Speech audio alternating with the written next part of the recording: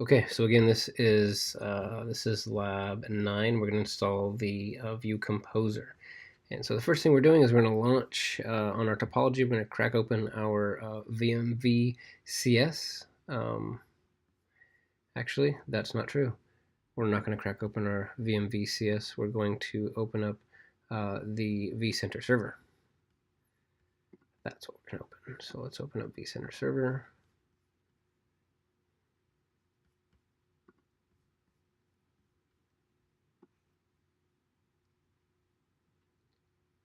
Okay.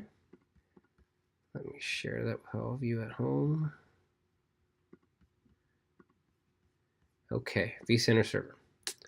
We'll send it a Control-Delete and log in.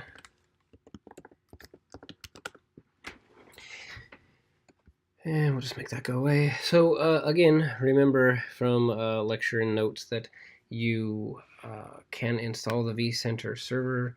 I'm sorry, you can install the Composer server on a standalone or meaning its own server altogether, dedicated server just for that. Oftentimes in a production environment, that's what you'll do. You don't have to. As we'll see in this lab, you can actually co-install the Composer alongside the vCenter server if your vCenter server is a Windows machine. So that's what we're going to do here tonight. Production environments, you don't generally do this, but for lab environments, it's less machines to have to manage. So if you look at that on task 1, step 2, we're going to go to the start menu here and go to administrative tools, and we're going to go to ODBC sources.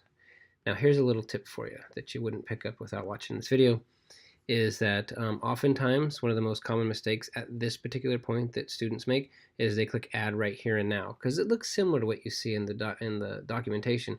But if you read the documentation closely and you see the big red highlight mark as well, you'll see that we're actually creating a system DSN.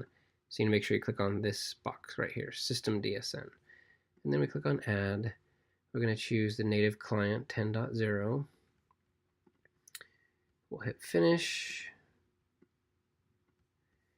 And then we're going to populate this information. So the name of this, according to the lab documentation, is going to be Composer DB.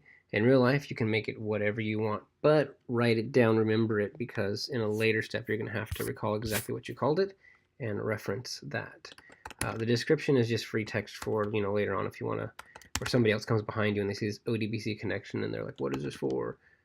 They can use that to determine what it's for. So you can put whatever you want there, or you can leave it blank. For the server, we're going to go local, so I'm just going to go ahead and type in local, and make sure you have the parentheses around it. In reality, if you click on this, it'll take a second, it'll populate.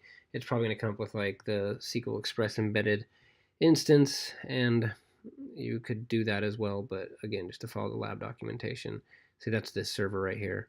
But to follow lab documentation, I'm just going to go ahead and do it exactly like it says and do parenthesis, local parenthesis. Click next. On this next field, we're just going to take all the default options. We're now on step number 7.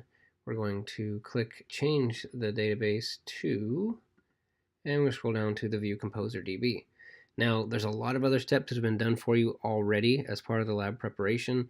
In real life, you would have to have created these databases yourself. The events database that you connected to in lab 1 or 2, lab 2 I think, that was pre-existing, and then the View Composer database that we're connecting to now, that also has to be built. It's not created by any wizard or anything as of yet.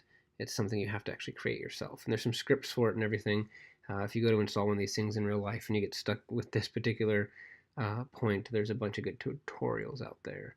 And that's the one thing I really love about the project when I do the project with you guys, is I don't create that for you. I make you do it yourself so you can learn how to do it in real life.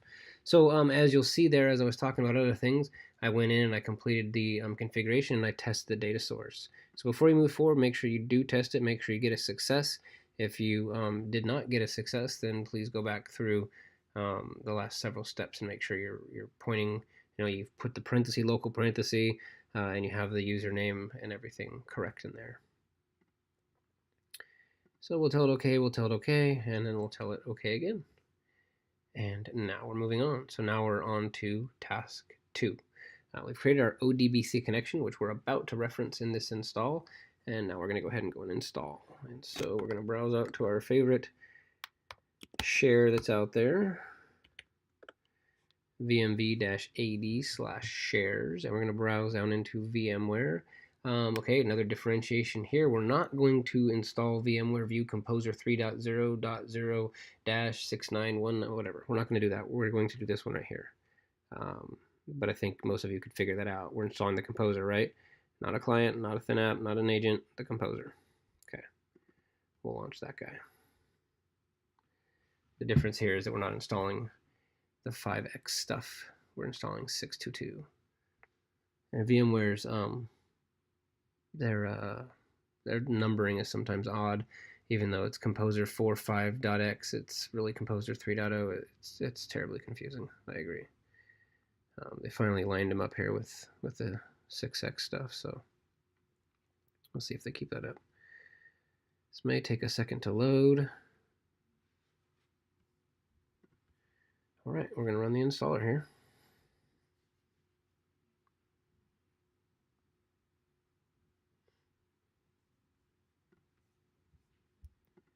Okay. Oh, still not ready. Running. We're going to click next, accept the license agreement.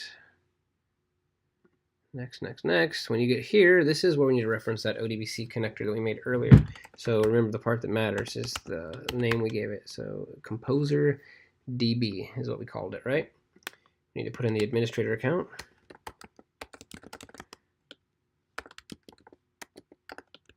And our password. Might take a second to verify that.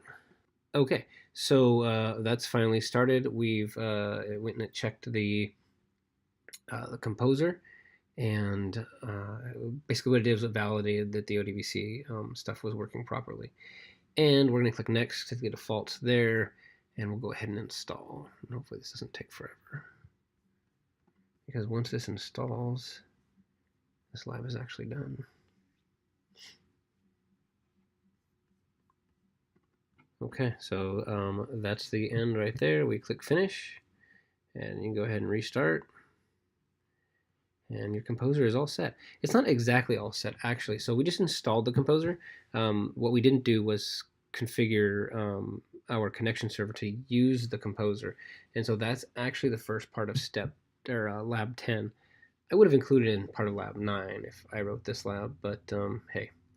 In reality, when I build environments, I actually, and I talked about this in the install video for Composer, or for the connection server, I install Composer first, because in the wizard, when you install the connection server, part of the wizard is actually, are you using a Composer? And if you are, give me the information right now.